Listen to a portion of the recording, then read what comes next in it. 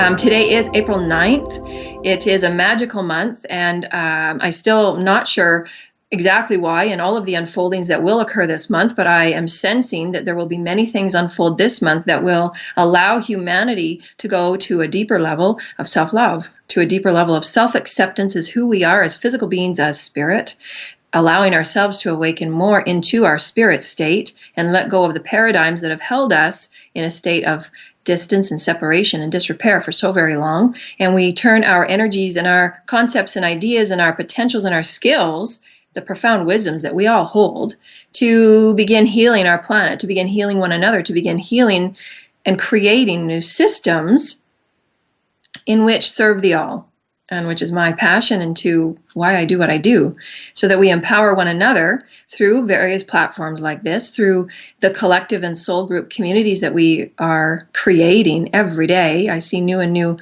greater soul communities of spirit banding together for their own excitement in their own way to express their creative gifts, their creative joys. And this is what this whole process of awakening and the wave of enlightenment is all about. For each individual human to come forward in a new way of expression, ones that we've never seen before. We're going to go through a little bit of what I've been downloaded from the various universal beings and frequencies. I am finding that as I am expanding in my own frequencies, I'm not necessarily getting specific names or concepts of beings that are downloading to my etheric field or my energy field. It is more or less the expansive energy fields that I am tapping into and expanding within to allow myself and to open up to. But the information is just coming through. If there is a being or a council that steps forward, then they're doing it in a way that will thread back to something we've already discussed or we've already talked about, which is what we're going to talk about in a bit when we talk about celestial implants, soul contracts, and ascension energies, because everything is linked, everything is integrated, everything is inclusive in and of itself to one another. There is cycles, there is benevolence programs that we are all entangled within, we are sewn within, and you will see as we move through today's broadcast how it's all linked. It's all gathered together along with every other show that we ever do.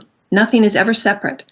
Last week we talked about multidimensional communication and how to align with a more expansive aspect of who we are so that we are able to communicate with our higher self, our spirit guides, our teams, and also the planet that we exist within energetically, and that the galaxy we exist within, and so on and so forth. So all of these things are linked, and you'll see why when we begin to move through them. And so we're going to talk about soul contracts first. So soul contracts are not only the agreement in spirit form. When we're in our higher state of spirit, we agree, and soul contracts for those that are in our lives, for those that allow us to be their teacher, their student, their mentor, their agitator, whatever label that we give it in the human form. These contracts are all done at the higher levels. And even though our conscious state of our waking everyday life, we might not remember every contract, and it's not necessary that we do so. Just as if your Akashic healings, it's not necessary we remember why we're moving through soul healings and what lifetime it's connected with. It's not necessary, because all aspects of creation in this now moment exist in this now moment. Your focus is in this now moment. So this soul contract that you are experiencing in this moment of now with your teams, with those upon the platform of all that we are in this universal gathering, this is a part of the contract. To allow yourself to awaken to thy temple, to thy body, to thy vessel, with all others within your soul family, your teams, they gather, the myriad of multidimensional beings present at this moment, feeding these energies and these electromagnetic pulses through the airways of what we call radio broadcast, so that it may reach vast expanse of earth topography, if you will, at the same time. However, as we've stated before, even if you listen to this broadcast a week from now, it is still this now moment. Your teams are still with you, feeding information through back and forth as you feed the information out and you pulse it and you beat it out to creation in all that you're taking in and expanding within. Remember, Awareness is consciousness. Consciousness is awareness. The more that you allow yourself to become aware of, the more of the universal potential opens up to you. And this is the law of manifestation, the law of abundance and attraction, whatever title or label you choose to give it. It's consciousness. Pulsating particles of light. And where you set your frequency to, your resonance, how you hone as a master what it is you so desire to bring into your reality experience, is a part of your soul contract. Not everything is planned out item for item, task for task, moment for moment. That's not what these soul contracts mean. These soul contracts mean that those within your current family circle, if you will, we'll give that an example, you've come to one another in agreement to teach one another the lessons that you chose to move through in this life incarnation, in this physical reality. You may go through many reality experiences in the parallel now moment, the parallel realities, these parallel earths that you exist upon, in one parallel reality of another time frame, if you will, because that's how we've always understood time frames to be linear, but we're going to talk about those lifetimes in a now moment sense. So we're going to call it parallel realities. And so these parallel realities that you have existing with all of these family members that are coexisting in your household right now, your house, your family, your friends, doesn't matter, playing different roles and different variations on these parallel frequencies with you in different time periods, if you will, but it's all in the now moment. Just so we expand who we are and our understanding of what we understand to be true about time and space, what we understand to be true about parallel realities, and how multidimensional you are. So we must expand in this way and create new words, create new ideas and concepts and pictures and visualizations. For nothing that we have existed within will stay the same. It is changing, dear lighted ones. So step up into your expansive frequency and create a visualization that fits for you. And as these soul contracts unfold, as one spirit, personality moves through a theme or a lesson, whether it be through to gain greater self-love, self-respect, self-honor, whether it be to gain patience, whether it be to gain understanding or grace, whether it be to gain lack of ideas for who they think they are, to change that and redefine it and expand within that notion. Creativity. Expansive creativity about who you feel you are. It's an aspect of lack of self-worth, for understanding that you have been so limited in the other lifetimes that you have played. This lifetime, however, you have desired and you felt the internal triggers from the soul and the spirit and the heart of who you are push and pull you to seek into enlightenment in some way. However you choose to look into it and seek it does not matter. Ascension begins with the first step, to look within. Why am I feeling what I'm feeling? Why am I intrigued to be a part of this radio program? Why am I feeling intrigued to go to lightship events? Why am I feeling intrigued to read books like this? All of these aspects are the process of seeking within, your pathwork. And they allow you to further explore your multidimensional brilliance. And this is why the more you go within, the more awareness you provide to yourself by free will, the more of the universal potentials open up to you. And as these soul contracts are moving through your everyday life experience, you're finding more about who you are, you're loving more of yourself, you're changing your dynamic with all of those people within your life, you're reacting in different ways. Instead of reacting, you're allowing and taking things from a perspective, a higher perspective point of view, and an observational point of view. You're detaching yourself from the drama, from the chaos. Having the observational point of view can allow you to have a grander aspect from the higher self point of view, how things unfold and how you are entangled within it all, how you've manifested it from your intentions, your thoughts, your projections.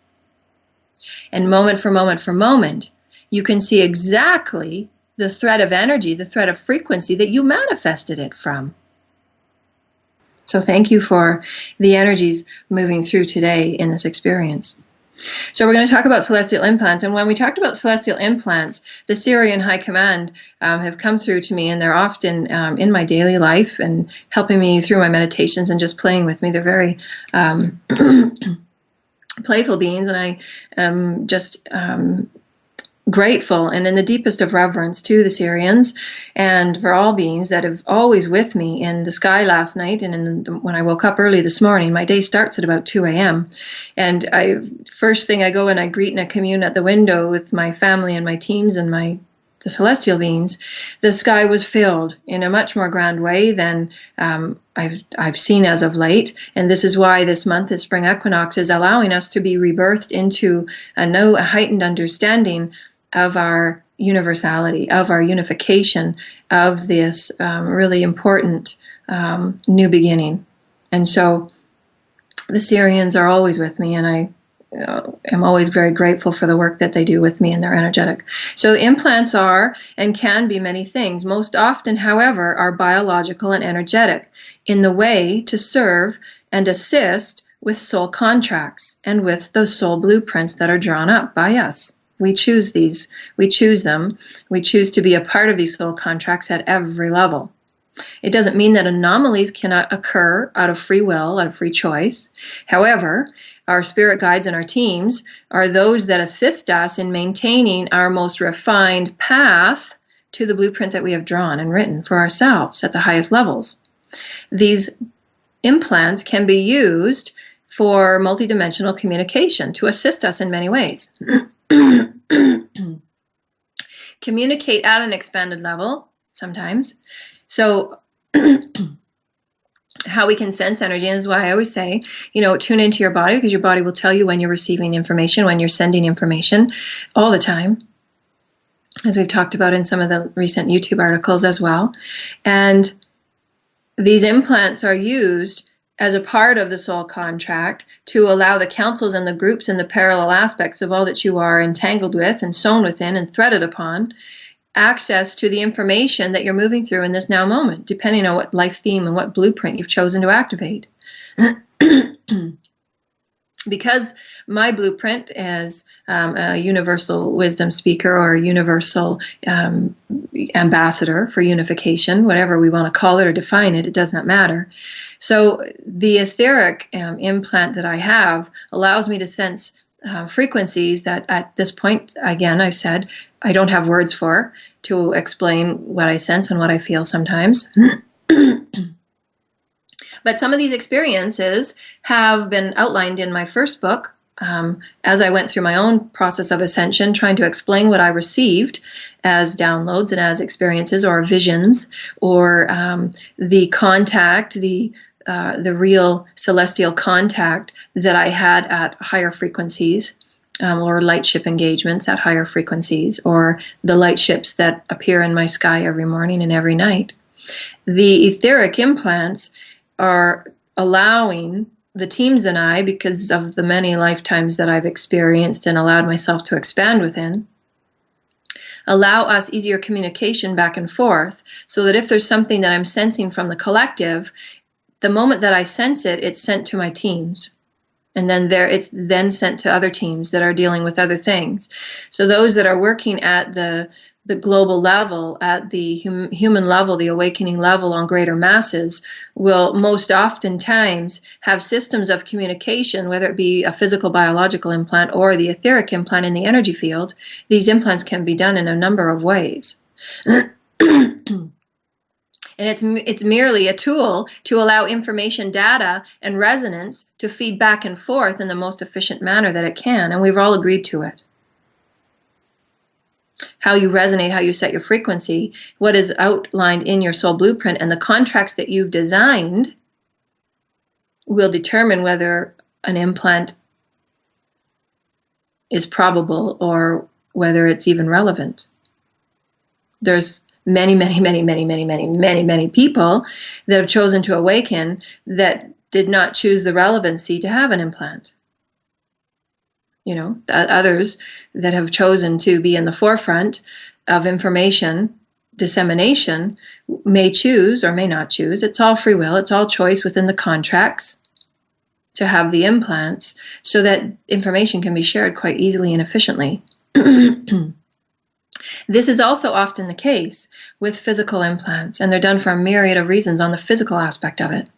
Because of the changes and the shifts within the physical body, the temple, the vessel, we are going through more changes within this one very lifetime, if we speak of it in a linear fashion, than we've ever moved in any incarnation ever before. Where humanity as a collective, humanity as an individual, has the potential to ascend. This is being studied from many, many fronts, and why we have the insectoids with us today. Thank you. For they are information keepers, and they are data gatherers, if you will. They are very good at what they do. And they log information, and they keep information, and they create the data forms that are required for the various councils and the groups that are within creation life groups that move about the universe, seeking planets and seeking star systems and seeking viability for new life, for new experiences of source to create life with. And so the changes that the human body and the human vessel goes through now, as you move etherically, as you move and understand and expand your awareness energetically, it's all energy. The body is also going to change and shift in every way, especially through every powerful seasonal alignment,